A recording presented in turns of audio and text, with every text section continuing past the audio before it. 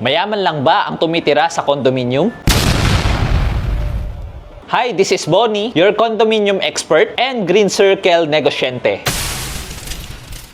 Alam nyo, maraming nagtatanong kung bakit nga ba mas mahal ang condominium living. Well, there are reasons bakit sulit ang investment sa condo. First, you're paying for convenience and accessibility. Imagine, living in the heart of the city. Lahat ng kailangan mo, malls, restaurants, offices, ay nasa malapit lang. Sa condo, you can save time and money on commuting. Time is gold, di ba? Next, you're also paying for amenities.